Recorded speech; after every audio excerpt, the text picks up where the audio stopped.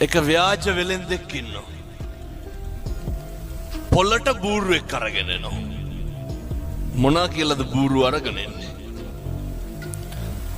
මේ බූරුව වසුරු දානවා. වසුරු දානකොට බූරුවකින් වැටෙන්නේ මොනවාද?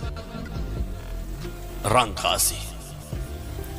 ව්‍යාජ පශ්චාත් භාගයක් හදාගෙන ඇවිල්ලා තමයි දැන් පොලේ තියාගෙන විකුණනවා.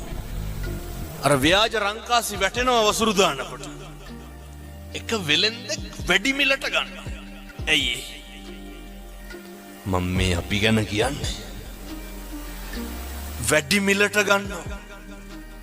අරගෙන ඇයි දැන් මේ බූරුව රංකාසි වසුරු දානවා? අපේ අම්මලා තාත්තලා හොඳට අහගන්න ඕනේ. අපි බූරුව නම් ගන්නෙ නෑ. ගෙදර අරගෙන ගිහිල්ලා දැන් බලාගෙන ඉන්නවා බූරුව වසුරු දානකම්. වසුරු දානවා රංකාසි නෑ. අය බූරුව රංකාසි වසුරු දාන්නේ. ගියා පහුවදාම විකුණපු වෙලෙන්දයි ගෙදරට. යනකොට ගෙදර හිටියේ නෑ. බිරිඳ කියනවා මුදලාලි ගෙදර නෑ.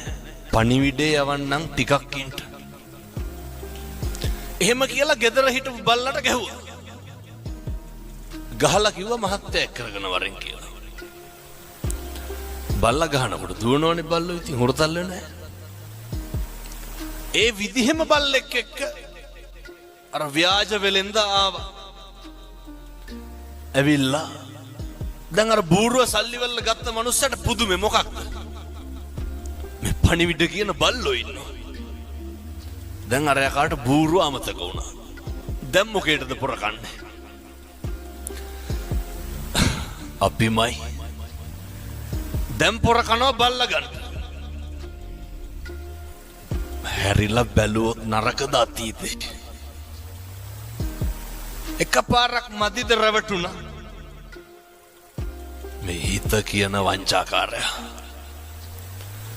බල්ලා සල්ලි වලට අරගෙන යනවා ගෙදර. ගිහින් දීලා බිරිඳට කියනවා මං ඒ කියන විදිහටම කියන්නද? තමුසේ ආයෙන්න ඕනේ නෑ මං හොයන්න. බල්ලට ගහලා පණිවිඩේ කියනවා.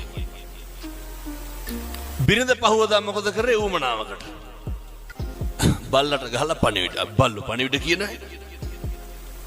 බල්ලා දිව්ව යන්න. දැන් පහදන්ට බෑ. පහුවදා 25ක් 30ක් විතර ආවා. ගෙදර ගියා මුදලාලිගේ. ඒත් අර ව්‍යාජ වෙලෙන්ද ගෙදර නෑ. ඊට පස්සේ ටිකකින් ආවා. ආපු ගමන් ව්‍යාජ වෙලෙන්ද බිරිඳගෙන් අහනවා ඇයි මේ මිනිස්සුන්ට සංග්‍රහ කරේ නැත්තේ? අර මිනිස්සු ආවේ දැන් වෙලෙන්ද උස්සගෙන යන්න මරන්න.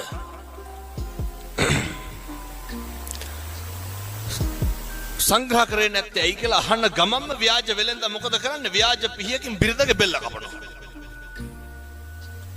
ව්‍යාජයි හොඳේ. අර ගෑනිත් වැටෙනවා. අර ආපු මිනිස්සු සේරම තක්කු මුක් වෙනවා. මොකේද? බෙල්ල කැපුවානේ. අහනවා ඇයි මැරුවේ? නෑ මට කේන්ති ගියා ඔය කට්ටියට සලකපු නැති හින්දා. දැන් මිනිස්සු අහනවා දැන් කොහොමද පණ ගන්න? ඒකට බය වෙන්න එපා. මං ගාව නලාවක් තියෙනවා. නලාව ගහපු ගමන් එනවා පණ එනවා. බොරුවටනේ වැටුනේ. දෙපාරයි නලාව පිම්බේ අර ගෑනු කෙනා නැගිට්ටා. දැන් ආපු සේරම පොර කනවා මොකේද? නලාව සල්ලි වලට ගන්න. පොර කාලා අරගෙන ගියා. ඔය අපේ තාත්තලාටත් හිතිලා නැද්ද එහෙම? කොච්චර කියලාද මේ අම්මලාට තෝ මරනවා කියලා. මේ පැතිවල එහෙම කියන්නේ නැතුව ඇති. මං කියන අනිත් පැතිවල ටිකක් තඩි ඔට්ටු තට්ටු වෙනවා වැඩි ගෙවල් වල. තාත්තලා කොච්චර කුණු හරපෙන් බැලලා ඇද්දනේ. මං කියන්නේ එහෙමයි බොහෝ පිරිස්. මෙහෙම කියනකොට තාත්තලා හිතන්නේ නැති. ඕකේ අනිත් පැත්ත. කෙසේ හෝ වේවා නලාව අරගෙන ගෙදර ගියා. පැත්තකින් තියලා දැන් හැන්දෑවේ ගෙදර ඉන්නකොට ගෙදර දබර දෙන්නගේ. නලාවක් තියෙන එකේ බය වෙන්න දෙයක් නැහැනේ ගහලා මැරුවා.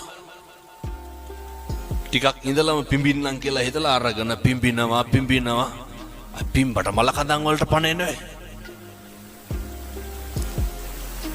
බූරුවට රැවටුණා, බල්ලට රැවටුණා, නලාවට රැවටුණා. මුළු ගමම ගියා ව්‍යාජ වෙලෙන්ද හොයාගෙන. අරගෙන ගිහිල්ලා ගෝණියකට දාලා කට බැන්දා. ගමම යනවා දැන් ගම් මුහුදට විසිකන්ට. යනකොට මහන්සියටත් එක්ක මග තියලා පොඩ්ඩක් බුදිය ගත්තා. ගෝණිය හේතු කරලා හරක් 300ක් දක්කගෙන වෙලෙන්දෙක් යනවා. එඬේරෙක් යනවා. මේ ගෝපල්ලා බලනවා දැන් අර මිනිස්සු බුදු ගෝණියක් තියෙනවා. කටල හෙලා බැලුවා. ඇතුලේ කවුද හිටියේ? අර ව්‍යාජ වෙලෙන්ද. ගෝණිය ලැහෙනකොටම වෙලෙන්ද කියනවා ගෝපල්ලට කෑ ගහන්න එපා. මේ මිනිස්සු එක්කහුව වෙලා මම මේ හොඳ තැනකට කසාද බන්දන්න අරගෙන යන්නේ මං කැමති නැහැ. ගෝපල්ලා කල්පනා කරුවා මොකක්ද? හොඳ තැනකින් බැඳ ගන්න පුළුවන්. ඉවරයක් තියනවද මේ රැවටෙන එකේ? වහිනා වෙලා ඇහුවා වගේ නෙමෙයි හොඳේ හැදෙන්නත් ඕන. අපි හැදෙන්නේ නැහැ. අය මේ ජීවිතය යන පළවෙනි බණයි. කොච්චරවත් අහලා ඇති ඔයිට කලින්. ගෝපල්ලට කියනවා තමුසේ කැමති නම් හොඳ තැනකින් බැඳ ගන්න පුළුවන් ගෝණියට බහැපන්. ගෝපල්ලත් ඒකමයි කාර්යය කියලා ගෝණියට බහිනවා. ව්‍යාජ වෙලෙන්ද කට බැඳලා හරක් ටිකක් තරම් ගෙදර යනවා. ගමේ මිනිස්සු මොකද කරන්නේ? ගෝණිය පිටින් අරගෙන ගිහිල්ලා මුහුදට විසිකනවා.